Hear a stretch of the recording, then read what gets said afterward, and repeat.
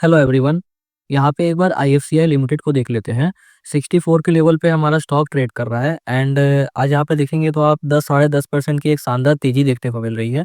हालांकि ये तेजी तो काफ़ी ज़्यादा थी, मॉर्निंग में लगभग 66 के आसपास स्टॉक आपका ट्रेड कर रहा था, मतलब 13-14% की तेजी थी। और ये तेजी का कारण क्या है दोस्तों, आई थिंक आपको पता होगा, और अगर इसके बारे में आपको इन्फॉर्मेशन नहीं है तो मैं आपको एक बार इन्फॉर्म कर देता हूँ कि ये तेजी का मेन कारण ये है कि जो आईएफसीआई कंपनी है उसको मिनिस्ट्री ऑफ फाइनेंस से एक मर्जर का अप्रूवल मिल गया है, जिसमें आईएफसीआई ग्रुप में काफी सारे शेयर ऐसे हैं जो मर्ज होंगे।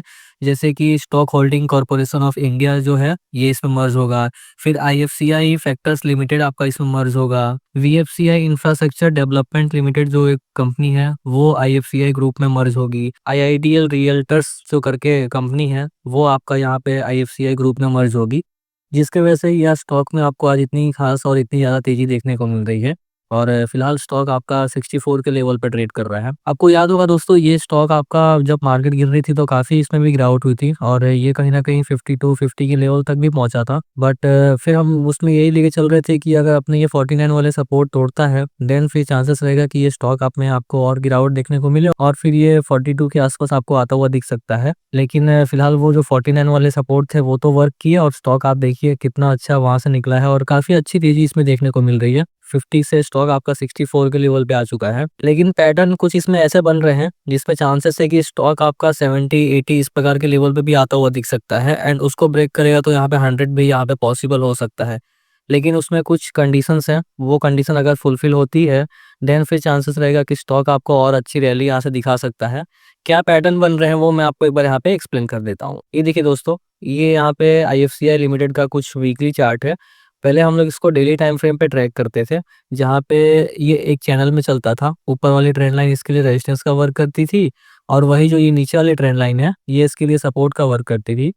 लेकिन जैसा मैंने आपको अभी इन्फॉर्म किया, मार्केट में जब सेलिंग चल रही थी तो इस स्टॉक ने इस लेवल से यहाँ से ब्रेकडाउन दे दिया था, जिसके बाद हमने इसको वीकली टाइम फ्रेम पे ट्रैक करना स्टार्ट किया था। और वीकली टाइम फ्रेम पे कुछ इस हिसाब से पैटर्न बन रहा है, जिसमें कि हम इस लेवल पे जो आपका 100 डेज ईएमए है यहाँ पे मान के चल रहे थे कि स्टॉक अगर यहाँ से स्टॉक ने ये जो ब्रेकडाउन दिया है इस लेवल 42 के लेवल पे आता हुआ आपको दिख जाएगा, अनलेस कि आपका ये 50 का लेवल जब तक ब्रेक ना हो। लेकिन गनीमत ये रही कि स्टॉक ने यहाँ पे 49-50 का जो लेवल था उसको ब्रेक नहीं किया और वहां से ही आपको अभी तक तो एक रिवर्सल दिखाता हुआ दिख रहा है। लेकिन दोस्तों ये रिवर्सल एक स्ट्रेंथ हम अभी तो फिलहाल नहीं मान के चल सकते हैं। हालांकि इसमें बुलिश कैंडल तो बन रही है, एक रिजेक्शन फेस कर रहा है अगर स्टॉक नीचे जैसे ही गिरता है या इसमें बाइंग देखने को मिलती है और स्टॉक आपका सडनली ऊपर आ जाता है, तो ऐसा कह सकते हैं कि नीचे के लेवल से यहाँ पे रिजेक्शन फेस कर रहा है।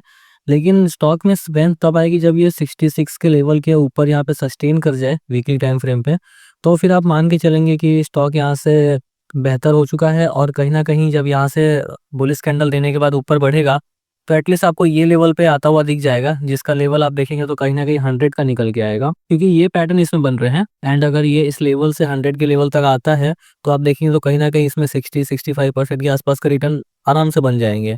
लेकिन मैंने वीकली टाइम फ्रेम का यूज़ किया है तो ये थोड़ा टाइम टेकिंग प्रोसेस हो सकता है, तो आपको इस लेवल तक वेट करना चाहिए। 49 के नीचे अगर स्टॉक गिरता है, आपका क्लोजिंग लेता है वीकली टाइम फ्रेम पे, देन चांसेस रहेंगे कि ये आपको इस लेवल तक आता हुआ दिख जाए, जिसको अगर आप मार्क करेंगे तो वो आपका 42 के आसपास का लेवल निकल के आएगा, क्योंकि इसके नेक्स्ट सपोर्ट वहाँ ही बनेंगे। 49 एक इसके लास्ट सपोर्ट है। लेकिन अगर मार्केट में स्ट्रेंथ बनी रहती है और ये स्टॉक आपका अपसाइड मोमेंटम दिखाता है तो चांसेस रहेगा कि यही इसके रिवर्सल के लेवल होंगे और यही इसके बॉटम के लेवल होंगे। फिर स्टॉक आपको धीरे धीरे करके इस लेवल तक तो आता हुआ आसानी से दिख जाना चाहिए। 100 के लेवल के ऊपर फिर निकलेगा, देन फिर ये वाली जो डिस्टेंस है फिर हम ब्रेकआउट में ऊपर टारगेट लेंगे। लेकिन उतने लंबे भी टारगेट लेने का कोई मतलब नहीं है। फिलहाल यहाँ से स्टॉक निकलेगा आपका तो इस लेवल तक तो आने का वेट कीजिए, उसके बाद फिर अपने फर्दर दूसरे जो टारगेट रहेंगे वो निकालने की कोशिश करेंगे।